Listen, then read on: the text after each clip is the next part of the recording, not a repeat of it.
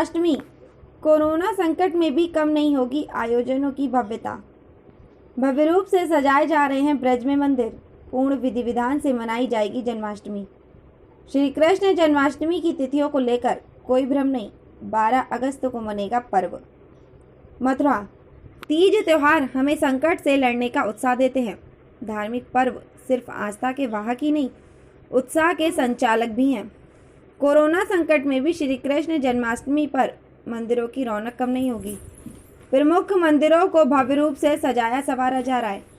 घर घर में जन्माष्टमी की तैयारी चल रही है। जन्माष्टमी का पर्व 12 अगस्त को मनाया जाएगा।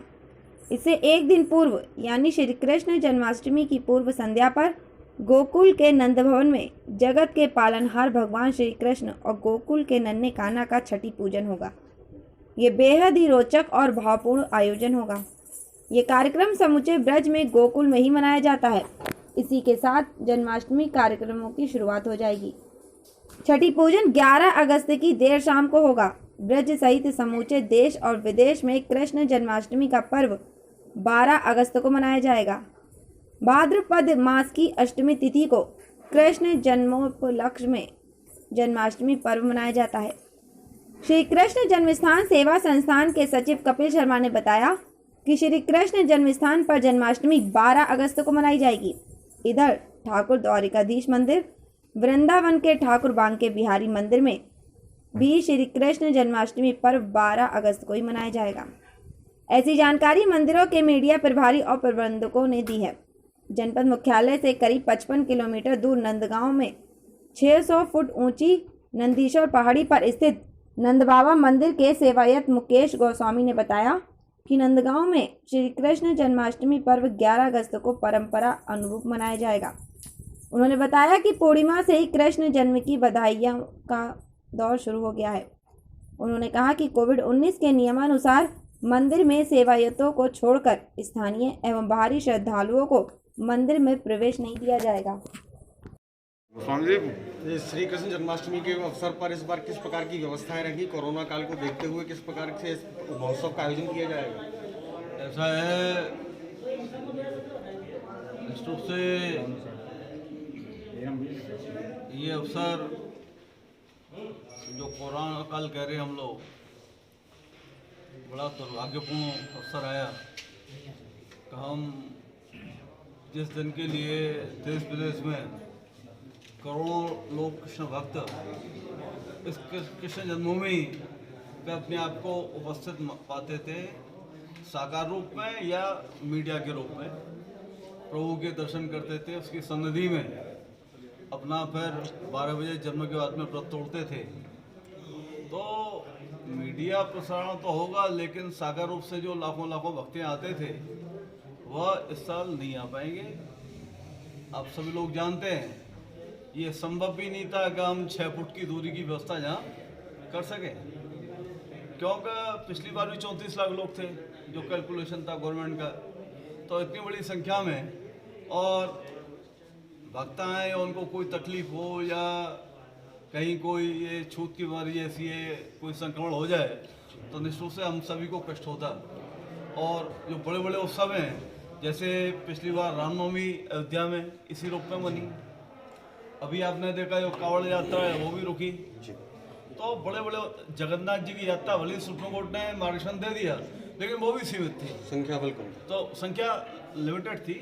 तो सभी चिंतित है, अंतर्राष्ट्रीय समस्या है, उसको देख करके ये सभी का मत था कि वह जो हमारे धार्मिक कार्यक्रम में आपने देखा कि पिछले 4 महीने से इस काल में धार्मिक उत्सव यथावत है, पूजा यथावत है, मंदिर दर्शन यथावत है, लेकिन ये आगामी आपकी 10 तारीख से दोपहर तक के सब दर्शन और व्यवस्था कार्यक्रम होंगे।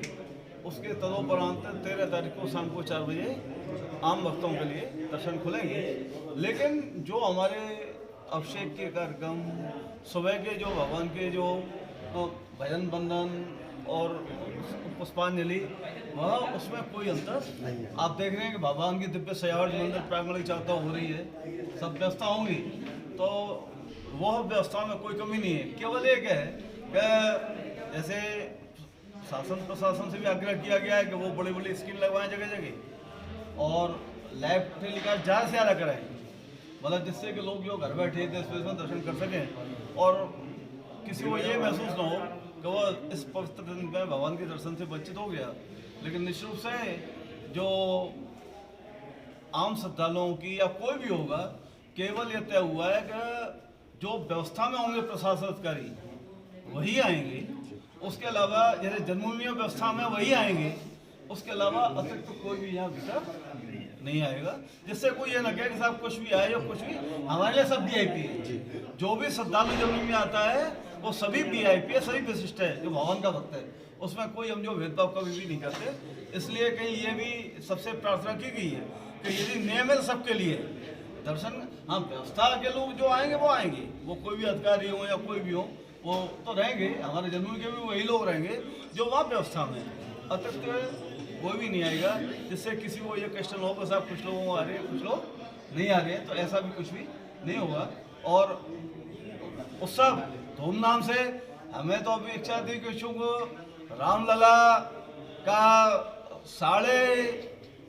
मतलब 3 लाख लोगों के बलिदान के बाद में और 452 साल के बाद में भव्य मंदिर का निर्माण हुआ, तो रामलला के बाद में सबकी हार्दिक इच्छा है कि कृष्ण लला और काशी विश्वनाथ पे भी आगे लोग बढ़ेंगे, तो और उत्साह से लोग यहाँ आते, तो अब तो केंद्र बिंदु जो है यही दो रहेंगे। तो निश्चित रूप से आपके और हमको भी बड़ी प्रसन्नता होती है कि और लोग आएँ, ज़्यादा से लोग आएँ, ज़्यादा से व्यवस्था करें, ज़्यादा से ज़्यादा प्रसाद वितरण करें, ज़्यादा वितरण करें। लेकिन जो वैश्विक स्थिति है उसको देखते हुए यह सभी के हित में, ये भगवान के भक्तों को कोई तकलीफ न हो जाए, इस दृष्टि से निर्णय लिया है। और सभी आप सहयोग करें, चूँकि आप ज़्यादातर मीडिया कर्मी हैं, ये संदेश पहले से जाए कि इन परिस्थितियों के कारण यह व्यवस्था बनाई गई है। और हमने प्रशासन से भी अनुरोध किया है कि आप ये नहीं भारत के विभिन्न हिस्सों में प्रसारण करिए, तो बड़ा कष्ट होता है कि लोग कोसी तक आगे फिर आप रोक रहे हैं, लोग और इधर जो है रेपुरा जाट तक है फिर आप रोक रहे हैं। तो ये ऐसा ना हो कि लोग अपने घरों से निकल ही आए, तो यहाँ पूरे विश्व भर के लोग आते हैं उस दिन। तो आपका ये काम है, ये हमने बैठक में भी आप कपिल जी साथ में बैठक में आदमी कहा कि देखिए ये जिम्मेदारी आपकी है, और यदि बाई चांस कोई आ गया बुला भटका, तो आप जहाँ बैरियर पर होकर उनको टेंट की, पानी की, सबकी व्यवस्था आप करें। यदि बाई चांस फिर भी, क्यों गांव देहातों से भी लोग आ जाते हैं, तो ये आपकी जिम्मेदारी है, कोई भक्ति यहाँ से पुलिस के दबाव में परेशान होकर के न जाए। यदि आप पे व्यवस्था नहीं हो हमें बताइए, यदि आप पे उनकी व्यवस्था नहीं है हमारे से जाइए। लेकिन भगवान कृष्ण के दर्शन के लिए कोई आ रहा है और आप उसको रोक रहे हैं, यही बहुत बड़ा दंड है। उसको पता होता कोई नहीं आएगा घर से यहाँ तक, और यदि आ गया है तो उससे अच्छा सम्मानजनक व्यवहार हो और उसकी यथोचित व्यवस्था हो, वह उसकी मतलब उस पर छाया हो, उसको पानी भरी व्यवस्था हो, वो बैठ सके, बिछावट हो, जिससे यदि वो थोड़ा वजह विश्राम करके यदि लौटना चाहे तो उसको धूप में धक्के दिखाने पड़े। और इस दृष्टि से ये अच्छी भावना लेके जाए। तो ये पूरा उनसे आग्रह, आप लोगों से आग्रह है कि हमारी मजबूरी को, और एक ये अपना राष्ट्रीय संकट है, इसमें सरकार की जो गाइडलाइन है उसका भी सबका अनुपालन करना और कराना हमारी आपकी जिम्मेदारी है। इसमें उससे इतर जो है इस समय कोई विचार भी नहीं करना चाहिए उस दृष्टि से। और धूमधाम से भगवान का उत्सव बने, और प्रभु के चरणों में यही प्रार्थना होगी कि जल्दी से जल्दी पूरा विश्व, क्यों हमारी आपकी प्रार्थना होती है सर्वभवन्तु सुखिनः, हम केवल अपने समाज और देश के लिए बात नहीं करते, दुनिया सुखी रहे, दुनिया जो है निरोग रहे, ऐसी कामना के साथ हम सबको मनाएंगे। और आशा है कि प्रभु ऐसी कृपा करें कि जन्माष्टमी के तुरंत बाद जो ज़्यादा से ज़्यादा जल्दी से जल्दी ये दुनिया इस महासंकट से त्राण पा सके। ऐसी बात। जय श्री कृष्ण। श्री कृष्ण की पुण्य प्राकट्य भूमि पर ठाकुर जी का 5248वां दिव्य जन्म महोत्सव बहुत ही धूमधाम और भव्यता के साथ मनाने की सभी तैयारियां पूर्ण हो गई हैं। इस अवसर पर चूंकि श्रद्धालुओं का प्रवेश नहीं है, उससे भी बिना प्रभावित हुए क्योंकि 33 कोटि देवता भगवान के जन्म महोत्सव में सम्मिलित रहते हैं, ऐसी शास्त्र और संतों की मान्यता है, हमारी मान्यता है। तो संपूर्ण मंदिर परिसर को भव्य और दिव्य विद्युत सजावट से सजाया जाएगा। भगवान इस वर्ष जो है पूर्णेंदु कुंज पुष्प बंगले में विराजमान होकर भक्तों को दर्शन देंगे। ठाकुर जी पुष्प वृंत पोशाक को धारण करेंगे, जो अत्यंत मनोहर और बहुत ही चित्ताकर्षक है। तो ऐसी पोशाक में जब ठाकुर जी धारण करेंगे तो भगवान के उस स्वरूप का दर्शन जो भी श्रद्धालु प्रसारण के विभिन्न माध्यमों से कर पाएंगे, उनको ऐसा अनुभव हो कि वह स्वयं भगवान की जन्मभूमि में आयोजित हो रहे इस जन्माष्टमी महोत्सव का अंग हैं। ऐसी व्यवस्था की गई है। भगवान के अभिषेक के लिए जो मंच बनाया जा रहा है, जो पुष्प बंगला सजाया जा रहा है, भगवान की पोशाक धारण कराई जा रही है, उस सबको इस वर्ष जो हमने व्यवस्था की है वो ऐसी की है जैसे जो टीवी के माध्यम से अन्य प्रसारण माध्यमों से देखेंगे उनको एक सजीवता लगे। भगवान का जो अभिषेक है वो रात्रि, जो जन्माभिषेक का कार्यक्रम रात्रि 11 बजे प्रारंभ हो जाएगा। 11:40 पर तक भगवान का श्री गणेश नवग्रह सहस्त्रार्चन पुष्पार्चन आदि कार्यक्रम चलेंगे। 11:55 पे भगवान के पट बंद हो जाएंगे मंदिर के। तदुपरांत ठीक 12 बजे भगवान की प्राकट आरती होगी। प्राकट आरती के साथ पूर्ववत परंपरागत रूप से संपूर्ण मंदिर परिसर ढोल नगाड़े मजीरे शंख मृदंग की ध्वनि से गुंजायमान हो उठेगा।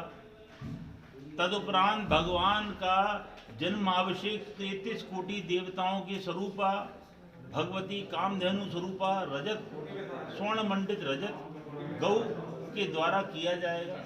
यह अभिषेक लगभग 12:30 बजे तक चलेगा। तदुपरांत भगवान का रजत कमल पुष्प में अभिषेक होगा।